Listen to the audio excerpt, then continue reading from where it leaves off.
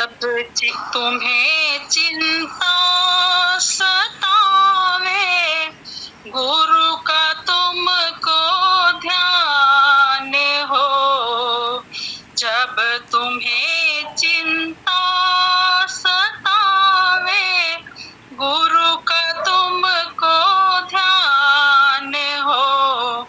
मिट रहे अज्ञान पल छिन में जो सच्चा ज्ञान हो।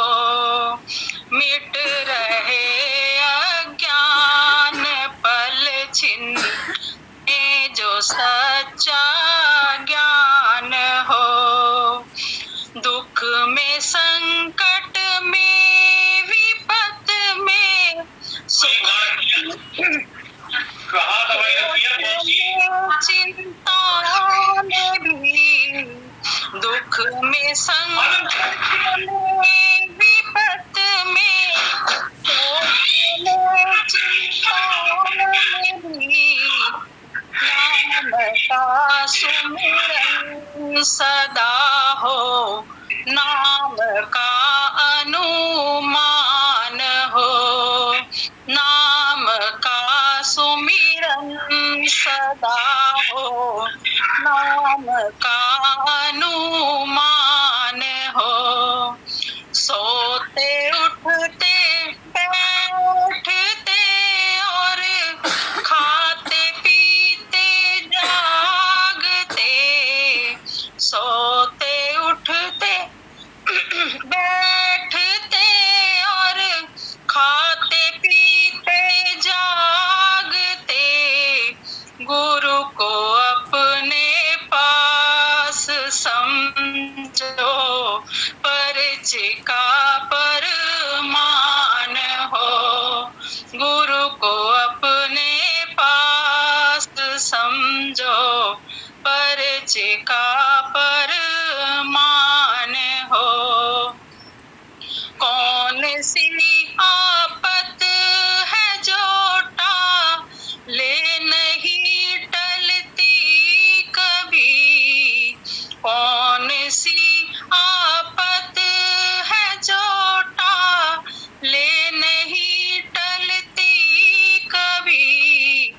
नाम है हथियार जानो, तुम नहीं अनजान हो। नाम है हथियार जानो, तुम नहीं अनजान हो। राधा स्वामी की दया से जब शरण तुझको मिली, राधा स्वामी की दया से जब शरण तुझको मिली, कुछ दिनों अभ्यास पीछे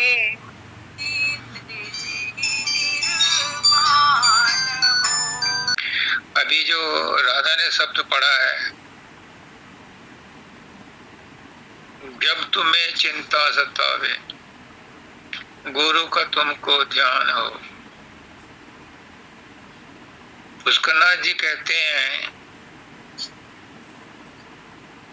कि सुख में सुमरन सब करें, दुख में सुमरन सब करें, सुख में करे न कोई। और जो सुख में सुमरन करे सो दुख आए को। यही दादा दयाल कह रहे हैं कि जब तुम्हें चिंता सतावे, गुरु का तुमको ध्यान। क्यों इंतजार करते हो? चिंता सताएगी तभी गुरु का ध्यान करूंगी। 24 घंटे गुरु को बैकग्राउंड में रखो, फिर चिंता होगी नहीं। कबीरदास जी कहते हैं कि जो सुख में सुमरन करे दुख काहे को होए। 24 घंटे बैकग्राउंड में रखो। ये सही है कि जब मुसीबत आन पड़े, विपत्ति आन पड़े, परेशानी आ जाए, दुख तकलीफ आ जाए, तो इधर उधर सहारा ढूंढने के बजाय गुरु का ध्यान करो। अच्छी बात। क्यों? क्यों? जहां से भी सहायता मिलेगी, जहां से भी कोई मदद मिलेगी, जहां से भी आपकी विपत्ति का निदान होगा, कृष्ण भगवान कहते हैं कि वो मेरी ही आज्ञा से होता है। जो देवी देवता, डॉक्टर, पड़ोसी, रिश्तेदार तुम्हारी मदद करते हैं, वो कहते हैं वो मेरी ही प्रेरणा से करते हैं। अभी आपकी चॉइस है कि आप डायरेक्ट परमात्मा से लो या उसके मंत्रियों से लो। डायरेक्ट राजा किसी को कुछ नहीं दे सकता, मंत्रियों के द्वारा या अधिकारियों के द्वारा ही देता है। लेकिन बहुत बड़ा लेकिन है, परमात्मा के शासन में, परमात्मा की अध्यक्षता में, परमात्मा के साम्राज्य में परमात्मा कहता है कि मैं खुद देने वाला हूं और देने के लिए ही आया हूं और रात दिन दे रहा हूं। तुम लेने वाले तो बनो, अपनी झोली बड़ी लाओ बना करके, बड़ा ड्रम लाओ, नदी नहर खोद करके लाओ। क्यों चुल्लू भर पानी मांगते हो? क्यों छोटी छोटी चीजें मांगते हो? उसकी दात को क्यों कम करते हो? कंकड़ पत्थर मांगते हो उससे? जो वो देने आया है उसे स्वीकार करो। वो क्या देने आया है? वो आपको इस संसार से छुड़ाने आया है। और हम सब क्या मांगते हैं? संसार में फंसने के लिए ही उससे आशीर्वाद मांगते हैं। तो हम जो वो दे रहा है उस दात को छोटा कर देते हैं। वो देता है, सांसारिक चीजें भी देता है। बाबा फकीर भी कहते थे कि मैं सांसारिक चीजें भी देता हूँ, लोगों की इच्छाएं पूरी करता हूँ, लेकिन क्या मैं यही देने आया हूँ? नहीं। अरे सत्संगियों, मैं कूंजड़ों के सामने हीरे मोती बखेर रहा हूं, तुम कदर नहीं करते। कोई समय ऐसा आएगा जब मेरे शब्दों की कदर करने वाला कोई जिज्ञासु पैदा होगा, मैं उनके लिए बखेर रहा हूं। तो इस शब्द में है, जब तुम्हें चिंता सतावे गुरु का तुमको ध्यान हो।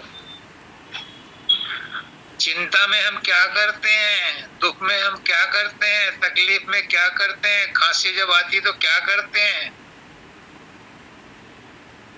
बीमारी को ही याद करते हैं या डॉक्टर को याद करते हैं और क्या करते हैं?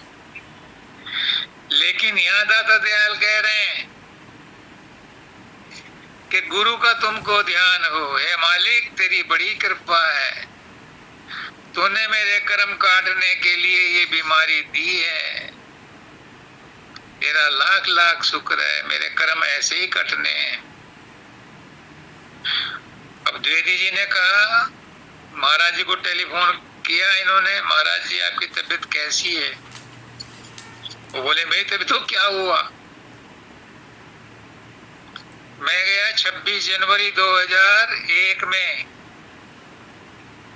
मानव दयाल जी के पास ये पूछने के लिए कि मैं वीआरएस ले लूं या नहीं।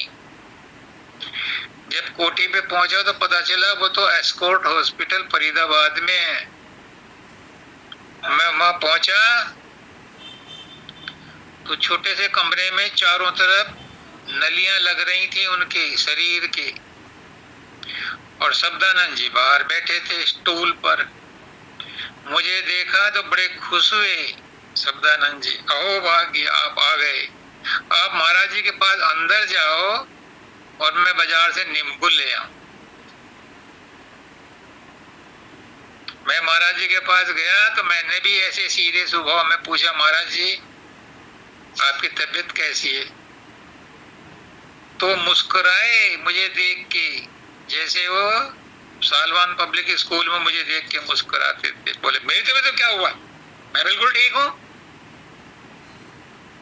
कहने का मतलब है कि वो शरीर मन आत्मा से परे थे।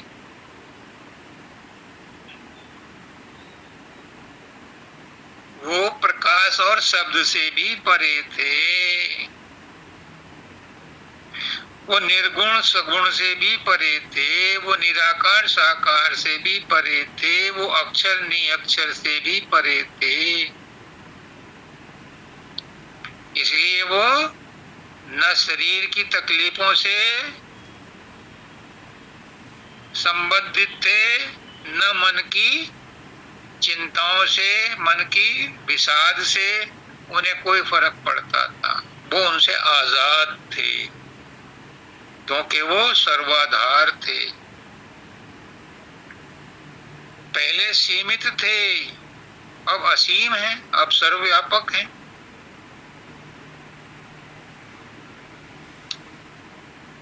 अब लोक कल्याण का काम कर रहे हैं, सारे जगत का कल्याण का काम कर रहे हैं, कोटि कोटि ब्रह्मांडों का कल्याण का काम कर रहे हैं। तो जब तुम्हें चिंता सतावे गुरु का तुमको ध्यान, अगर गुरु का ध्यान होगा तो चिंता भी खत्म हो जाएगी, क्योंकि चिंता भी तो उसी ने दी है, बीमारी भी उसी ने दी है कि ये मेरे पास लगे तो किसी बहाने मुझे याद तो करे। लेकिन हम चिंता में भी चिंता को याद करते हैं, बीमारी में भी बीमारी को याद करते हैं। कोई गुरु को याद नहीं करता, कोई परमात्मा को याद नहीं करता। और करते हैं तो छुटकारा पाने के लिए करते हैं। गुरु कहता है, गुरुमुख कहता है गुरु से कि मालिक तेरा शुक्रिया, तूने कर्म काटने के लिए मुझे ये बीमारी दी है, नहीं तो पता नहीं कितने कितने योनियों में कर्म काटने के लिए कितनी मुश्किलें उठानी पड़ती। तूने इसी शरीर में ये बीमारी दे करके, ये चिंता दे करके मेरे कर्म हल्के कर दिए। एक बात बताऊं,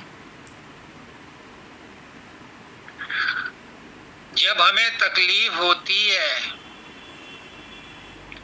चोट लगती है, चिंता होती है, बीमारी होती है, दर्द होता है, ऑपरेशन होता है, वहां भी परमात्मा ही है, वहां भी गुरु ही है। मुझे डॉक्टर ने कहा, मेरा गाल ब्लैडर का ऑपरेशन हुआ तो डॉक्टर कहने लगा कि आपने तो आंख बंद करके पीछे देखा ही नहीं। तो मैंने कहा मैं समाधि में चला गया था। तो अगर हमें कष्ट होते हैं तो वो भी परमात्मा वहां मौजूद होता है, क्योंकि हम और परमात्मा तो है ही नहीं। अगर नरक में हम जाते हैं तो नरक में भी परमात्मा ही रहता है, वहां कौन होगा? कोई जगह ऐसी खाली नहीं है जहाँ परमात्मा ना हो। तो नरक में भी परमात्मा हमारे साथ ही रहता है। क्यों? क्योंकि वो हमारे कर्मों को हल्का करके वहां पर उनकी सफाई करवा करके हमें सतलोक में ले जाने के लिए 24 घंटे प्रयास करता रहता है कि किसी तरह से मैं इसके सारे कर्मों को, जो इसने गलतियां की हैं, उन्हें माफ करवाऊं। माफ करवाने का मतलब उनको परिस्थितियों के अनुरूप भुगतवाऊं। प्रारब्ध कर्म कैसे भोगे जाते हैं? कर्मों का फल कैसे भोगा जाता है?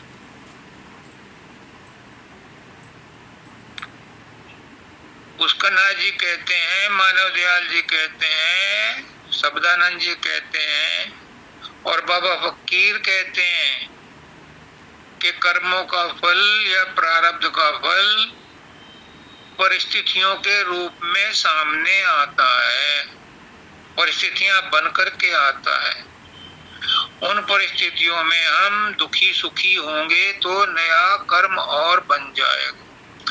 उन परिस्थितियों में अगर हम शांत भाव से परमात्मा का शुक्रिया अदा करते रहेंगे तो वो प्रारब्ध कर्म आसानी से भुगते जाएंगे और बंधन का कारण नहीं बनेंगे, नए कर्म नहीं बनेंगे। तो जब तुम्हें चिंता सतावे, गुरु का तुमको ध्यान हो, 24 घंटे चिंता की आने की वेट मत करो, इंतजार मत करो। हर समय गुरु का ध्यान करो। जब गुरु का ध्यान होगा तो गुरु हर समय तुम्हारे साथ रहेगा। फिर चिंता को भी वो चिंता में नहीं रहने देगा। पुष्करनाथ जी कहते थे कि तुम अपनी चिंताएं मुझे दे दो। पुष्करनाथ जी बहुत कहते थे अपनी चिंताएं मुझे दे दो, लेकिन कोई गुरु को चिंता भी नहीं देता। जब तुम्हें चिंता सतावे, गुरु को तुमको ध्यान हो, गुरु का तुमको ध्यान, मतलब ये चिंता गुरु को अर्पण कर दो। और स्वामी जी महाराज कहते हैं, सब करनी मैं आप कराऊं, पहुंचाऊं दूर दूर बारा, और तुम्हारी चिंता मैं चितरा की, तू अचिंत रहे धरो प्यारा। तुम अचिंत रहो और मुझसे प्यार करो, मैं तुम्हारी सब चिंताएं दूर कर दूंगा और तुम्हें ध्रुपद धाम भी ले जाऊंगा। कृष्ण भगवान कहते हैं, सर्वधर्मान परित्यज्य मामेकं शरणं व्रज एन्त्वां सर्वपापेभ्यो मोक्षयिष्यामि मा शुचः। मत सोच कर, मत चिंता कर, मैं सक्षम हूं तेरे सब पापों को नाश कर दूंगा। इसमें सोच मत कर, इसमें कतई भी संदेह मत कर। मन मना बद मत भक्तो मध्याजी माम नमस्कुरु। बस मेरा भक्त हो जा, मुझे नमस्कार कर दे, मेरे में मन लगाने वाला हो जा। ये भी यही कह रहे हैं, गुरु का तुमको ध्यान हो। ध्यान किसका करोगे? जिसमें मन लगे। और मन किस में लगता है? जिससे प्यार हो। तो घूम फिर के बाद वहीं आगे के गुरु को प्यार करो तो गुरु में मन लगेगा। अगर गुरु से प्यार नहीं है तो गुरु में मन नहीं लगेगा, फिर चिंता में ही मन लगेगा, क्योंकि चिंता में ही प्यार है। दर्द से ही प्यार है तो दर्द में ही मन लगेगा, और अगर गुरु से प्यार है तो गुरु में मन लगेगा, भाग जाएगी। बाबा फकीर कहते हैं, डॉक्टर कितना समय लगेगा ऑपरेशन में? कहते हैं 2 घंटे लगेगा। ठीक है, तुम मुझे एनेस्थीसिया मत दो, मैं समाधि में जाता हूं, तुम ऑपरेशन कर लो। और 3.5 घंटे बाद समाधि से बाहर आए। मानव दयाल जी पूछते हैं, महाराज जी आप तो कहते 3 मिनट से ज्यादा रुकता ही नहीं मैं, आज तो 2 घंटे रुके। अब नहीं, मैं 3.5 घंटे रुका। क्यों? क्योंकि वो स्वतंत्र थे, वो मुक्त थे। वो ड्रामा करते थे सबके सामने शरीर में रहते हुए। सब संत शरीर में रहते हुए ऑर्डिनरी आदमी की तरह बर्ताव करते हैं, लेकिन वो ऑर्डिनरी नहीं है। गुरु को मानुष मत जानो, वो है सत्य पुरुष की जान। गुरु को मानुष जानते थे नर कहिए अंध, और दुखी होए संसार में आगे जम का बंद। गुरु किया है देह को सदगुरु चीना नाय, कहे कबीर दास को 3 लोक पर 3 दाव पर मान। गुरु नाम आदर्श का, गुरु है मन का इष्ट, और इष्ट आदर्श को ना लगे समझो उसे उस वो है गुरु। वो थे परम दयाल जी, उस अवस्था में थे मानव दयाल जी, उस अवस्था में थे शब्दानंद जी, उस अवस्था में थे मेरे पुष्करनाथ जी। सारे संत उसी अवस्था में रहते हैं, लेकिन दिखावा ऐसा करते हैं कि वो मनुष्य के रूप में रहते हैं, हालांकि मनुष्य के चोले में रहते हैं, सारे काम उसी तरह से करते हैं, पर वो उन कामों से, उन क्रियाओं से असंबद्ध होते हैं। उनका उनसे कोई लेन देन नहीं होता, उनसे वो बिल्कुल भी लिप्त नहीं होते, निर्लिप्त रहते हैं। जब ऐसा हो जाएगा तो क्या होगा? मिट रहे अज्ञान पलछिन। जो सच्चा ज्ञान हो, सच्चा ज्ञान मिल जाता है। सच्चा ज्ञान कौन सा होता है? सच्चा ज्ञान एक ही है, गांठ बांध लो, लिख लो, नोट कर लो। बार बार बताता हूं, आज फिर बता रहा हूं। पुष्करनाथ जी कह रहे हैं, लिख लो, सच्चा ज्ञान एक ही है। मैं शरीर नहीं हूं, मैं मन नहीं हूं, मैं बुद्धि नहीं हूं, मैं चित्त नहीं हूं, मैं अहंकार नहीं हूं, मैं कारण शरीर भी नहीं हूं, मैं विशुद्ध आत्मा हूं। हे मालिक, हे सद्गुरु, तू और मैं एक हैं। ये मैं हूं, मैं तो संसार का है और हूं मन के, मैं के साथ लगा है। इस मैं को हटा दे तो हूं भी हट जाएगा, फिर क्या रहेगा? फिर है रहेगा, और है बस एक ही है, और वो तू है। तो मैं तू ही हूं, मैं तू ही है, और तू मैं ही है। मैं और तू का झगड़ा भी, मैं और तू का द्वैत भी कहने सुनने के लिए है। तत्व की दृष्टि से तू और मैं एक ही है, यही एक सच्चाई है, यही सच्चा ज्ञान है। बाकी सब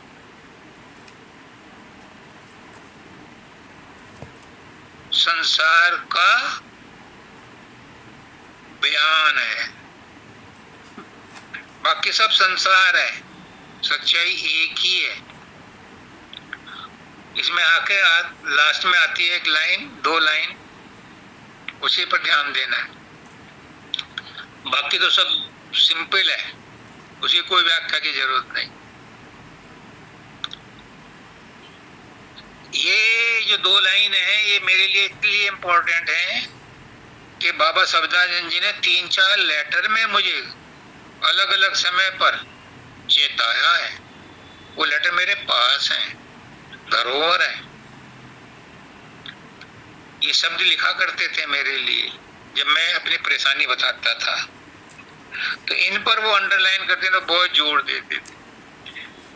और उसमें मेरा नाम लिखते थे। इसमें तो नाम नहीं लिखा है, इसमें तो है कौन सी आफत है जो टाले नहीं टलती कभी, या कभी वर्ड लिखा है। और वो लिखा है उन्होंने मेरे लिए, कौन सी आफत है जो टाले नहीं टलती राजेश, अब्दानंद जी ने लिखा है। नाम है हथियार जानो तो नहीं अनजान हो।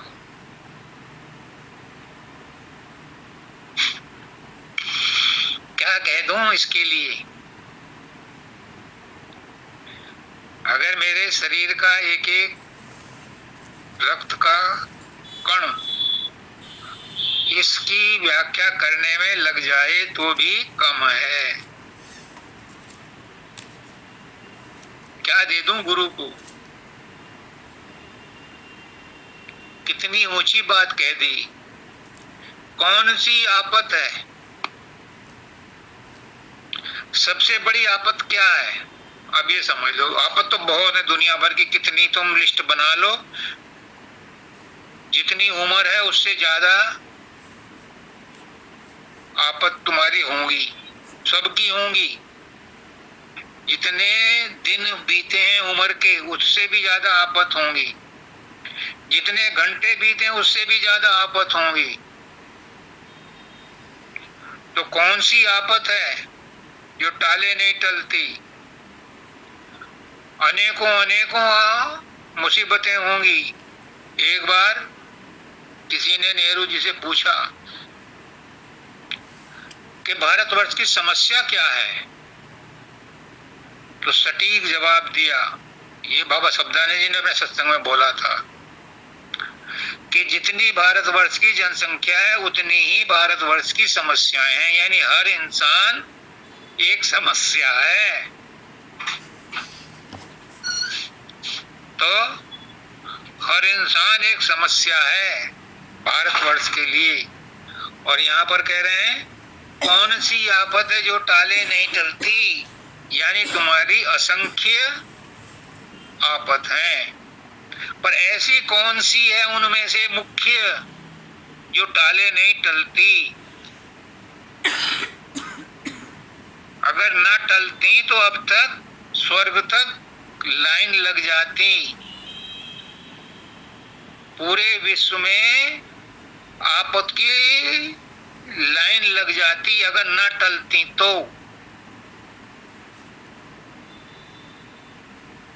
ये आफतें जो हैं ये सब काल्पनिक हैं। तो कहते हैं कौन सी आफत है जो टाले नहीं टलती?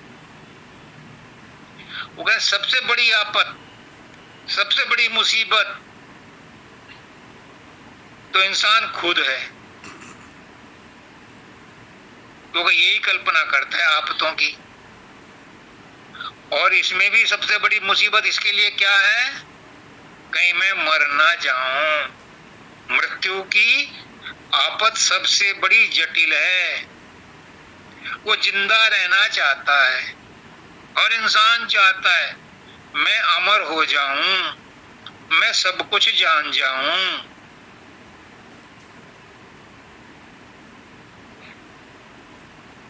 मैं सदा सुखी रहूं, सदा आनंद में रहूं। और ये तीनों गुण सच्चिदानंद के हैं, ईश्वर के हैं। तो वो ईश्वर होना चाहता है, होना नहीं चाहता, ईश्वर है लेकिन भूला हुआ है। उसी भूल को हटाने के लिए ये शब्द लिखा गया है, गुरु आया है बताने के लिए कि जो तू भूला हुआ है याद कर तू कौन है। कृष्ण भगवान भी कह रहे हैं अर्जुन से, क्या तुझे याद आया मैंने जो 18 चैप्टर बताए, 18 सत्संग दिए, कुछ समझ में आया? अर्जुन कहता है नष्टो मोह गत संदेह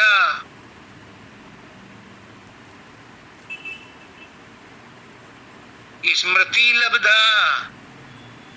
याद आ गई मुझे अपनी भूल।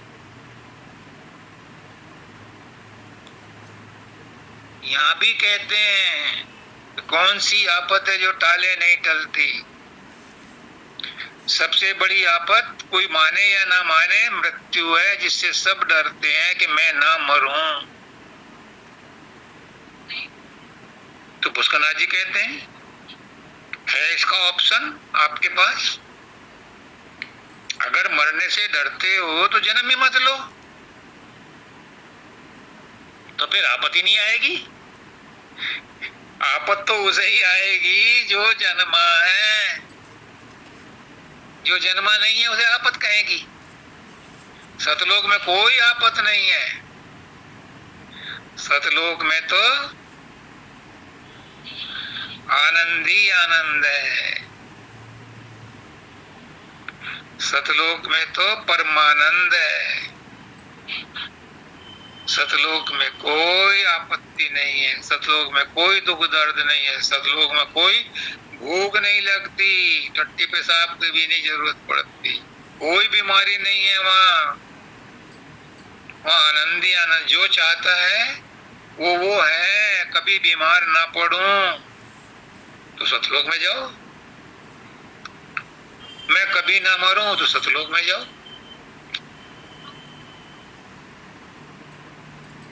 मैं सदा आनंद में रहूं तो सतलोक में जाओ। तो पुष्करनाथ जी कहते हैं कि ये ऑप्शन है कि अगर तुम मरना नहीं चाहते तो जियो ही मत, जन्म ही मत लो। जन्म लोगे तो मरना पड़ेगा, क्योंकि ये इस देश का नियम है और जिस देश में रहते हो उसके नियम मानने पड़ेंगे। Be Roman while you are in Roman. जब तक रोमन में हो रोमन के कानून मानने पड़ेंगे, जब तक कनाडा में हो कनाडा के कानून मानने पड़ेंगे, भारत में हो भारत के कानून मानने पड़ेंगे। तो जिस देश में रहते हो, हमारे गांव में कहावत है कि ऊंट बिलैया ले गई, क्या कहते हैं वो, हाँ जी कहिए। जिस देश में रहते हो उसके जो काजी कहता है उसको हाँ जी कहिए। ऊंट बिलैया ले गई तो हाँ जी। यानी जिस देश में रहते हो उसके कानून को मानना पड़ेगा। और हम काल के देश में रहते हैं तो काल के कानून को मानना पड़ेगा। और काल का कानून क्या है? जैसा करोगे वैसा करोगे, जो बोओगे वही काटोगे, जैसा सोचोगे वैसा होगा। और अगर इससे बचना चाहते हो तो फिर गुरु की शरण में जाओ, गुरु तुम्हें रास्ता बताएगा और सतलोक पहुंचाएगा। सब करनी मैं आपको रहा हूं, पहुंचाऊं दूर दरबारा मतलब सतलोक में पहुंचा दूंगा। पर शर्त एक है, तुम्हारी चिंता में चित राखी, तू अचिंत रह धरो प्यारा। तुम अचिंत रहना पड़ेगा। बाबा शब्दानंद जी कहते हैं कि मालिक के दरबार में चिंता और भाषा लेकर कोई नहीं जा सकता, और तुम चिंता लिए बैठे हो तो कैसे जाओगे? गुरु भी मत्था पीट लेगा, कहां तक खींचेगा? गुरु तुम्हें नहीं खींचेगा, तुम गुरु को खींच करके जमीन पे दोबारा ले आओगे।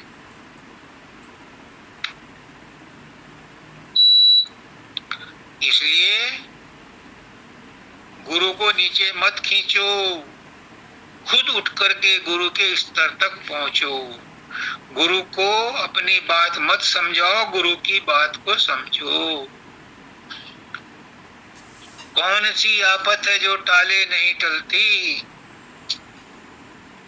सारी आफतें काल्पनिक हैं, यहाँ तक के मृत्यु भी काल्पनिक है। हालांकि संत कहते हैं कि जन्म काल्पनिक हो सकता है, मृत्यु काल्पनिक नहीं है, मृत्यु सत्य है। पर जो परम संत है वो कहते हैं कि मृत्यु भी काल्पनिक है, क्योंकि जब जन्म ही नहीं है, जन्म ही काल्पनिक है, तो मृत्यु भी काल्पनिक ही है। मृत्यु किसकी होगी? जो जन्मेगा, और जो जन्मेगा ही नहीं अजन्मा है, अज है।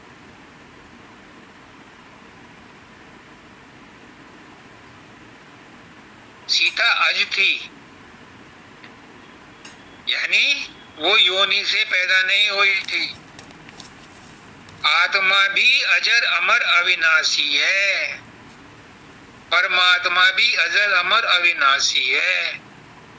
जन्म किसका होता है? जन्म सूक्ष्म शरीर का होता है, और सूक्ष्म शरीर को बैटरी चार्ज करने के लिए आत्मा का सहारा लेना पड़ता है।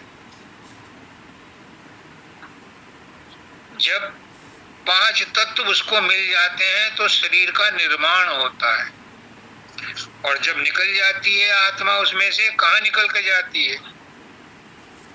आत्मा तो सब जगह मौजूद है, कहीं न आती है न जाती है। जब उस शरीर से संबंध छूट जाता है तो शरीर भी अपने आप में अपने 5 तत्वों में मिल जाता है। और अगर उसे मुक्ति मिल गई, आत्मा का संबंध टूट गया, तो सूक्ष्म शरीर कहाँ जाएगा?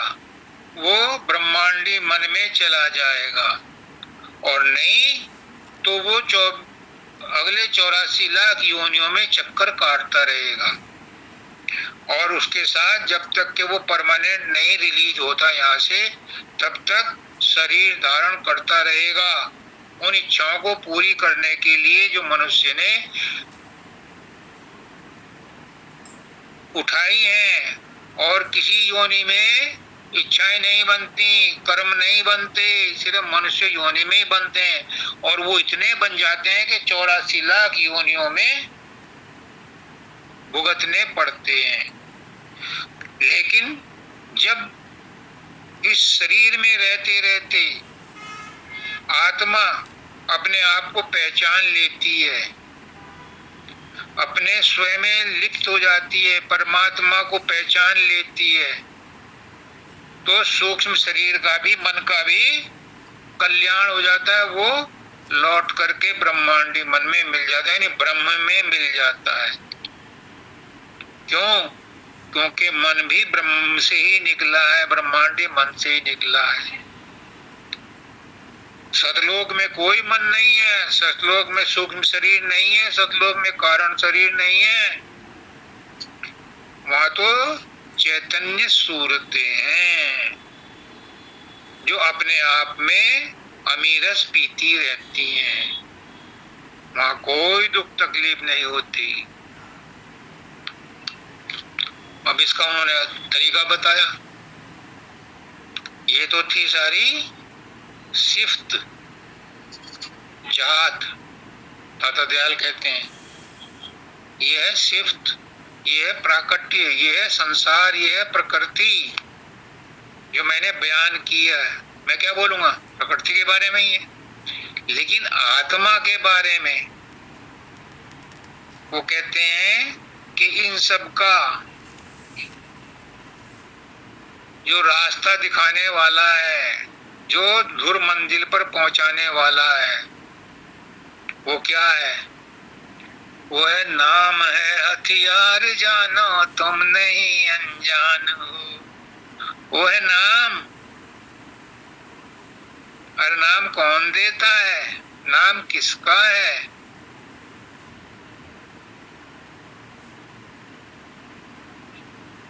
नाम क्या है? नाम में ही नामी छिपा है। जिसका नाम है वो नाम के पीछे पीछे चलता है। तुलसीदास जी कहते हैं कि नाम के पीछे नामी चलता है। राम से बड़ा राम का नाम, लांग सके ना जिस समुद्र को, कूद गए हनुमान लेके राम का नाम। नाम में नामी से बड़ी ताकत है। नाम रूप दो अनुभव रूपा, तू तो पड़ा भरम के कूपा। भरम में पड़े हो। नाम रूप की है प्रकृति, लेकिन रूप से ज्यादा नाम की महत्ता है, महिमा है। रूप ना भी हो एक बार को और नाम याद हो तो कल्याण हो जाता है। किसी को हीरा मिल गया, रूप तो देख लिया उसका, लेकिन नाम नहीं पता, तो उसे फेंक दिया कांच समझ के। अगर उसे नाम पता चल जाता, रूप भले ही ना पता चलता उसे कि ये हीरा है, तो वो संभाल के रखता।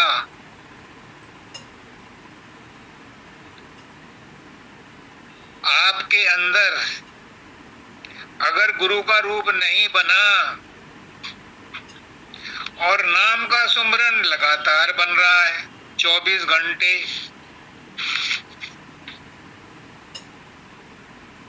गुरु तुम्हारे बैकग्राउंड में है, रूप नहीं बना लेकिन नाम का सुमरन लगातार है, तो तुमने नाम को प्राप्त कर लिया। हो सकता है मैं गलत हूं, कोई दावा नहीं है। सदगुरु बुलवा रहा है, वो जिम्मेदार है। ये किसी किताब में नहीं लिखा जो मैं बोल रहा।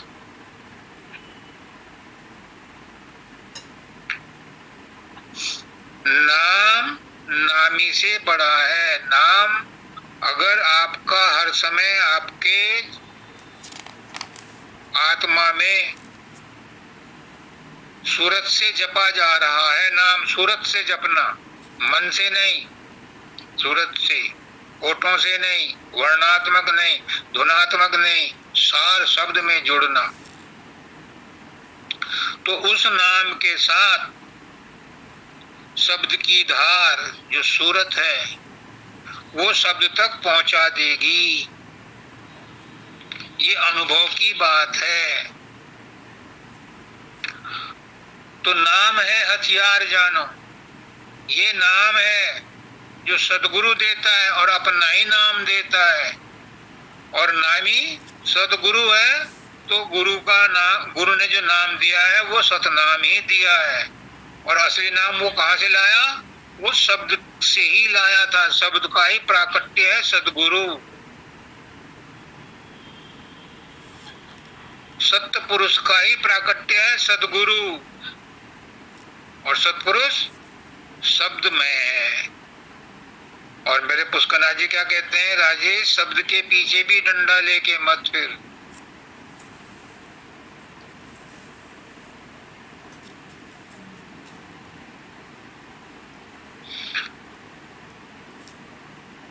शब्द में भी से भी परे जा, अशब्द गति में, क्योंकि शब्द कहां से निकल रहा है? अशब्द गति से ही निकल रहा है, अव्यक्त से ही निकला है। प्रथम बार जब शब्द हुआ था तो भी वो अशब्द गति से ही निकला था, अव्यक्त गति से ही निकला था। वही है हमारी मंजिल।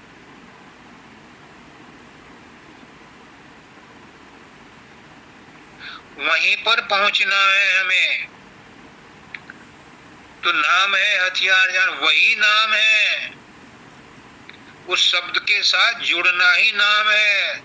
बाबा शब्दानंद जी कहते हैं कि चौथी अवस्था में पहुंचने का नाम ही नाम है, और कोई नाम नहीं है। बाकी सब नाम नीचे के रह जाते हैं। चौथी अवस्था में लय होने का नाम ही नाम है। उस अवस्था को प्राप्त करना ही इस मनुष्य जीवन का लक्ष्य है। जिसने ये प्राप्त कर लिया उसका जीवन सफल हो गया। और तुम अनजान नहीं हो।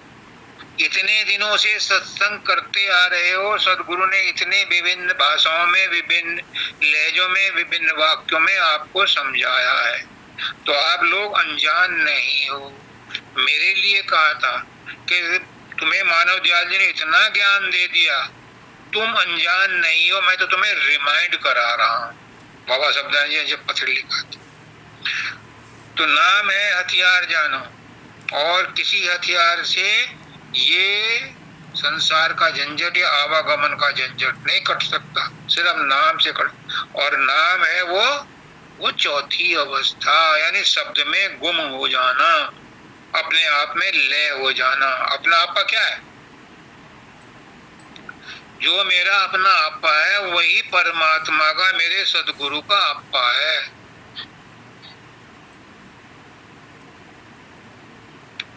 तो मैं और सदगुरु एक हैं। अगर हमने द्वैत रखा, गुरु को कुछ और माना, अपने आप को कुछ और माना, तो हमने अभी पहली मंजिल पर भी पैर नहीं रखा। प्रेम गलियति साकरी तामे दोन समान।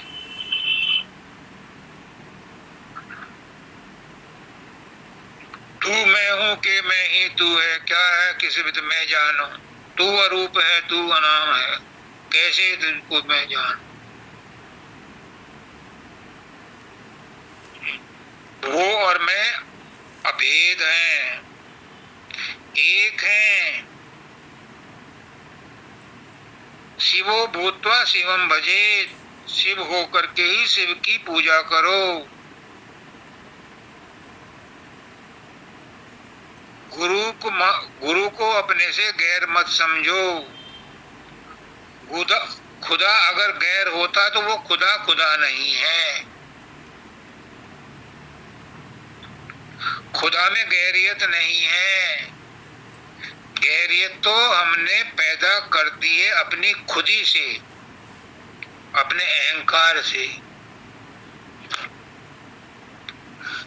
इसको जो समझ लेता है उसी को सच्चा ज्ञान होता है, उसी का जीवन सफल होता है। और उसी के लिए आज आपको मैं सबसे कहता हूं कि इस सच्चाई को जान लो। बहुत बीत गई, अब थोड़ी सी रह गई। पूछ का डंका बज चुका है, न जाने कब बुलावा आ जाए। शरीर तो छोड़ना पड़ेगा, ये तो किराए का मकान है।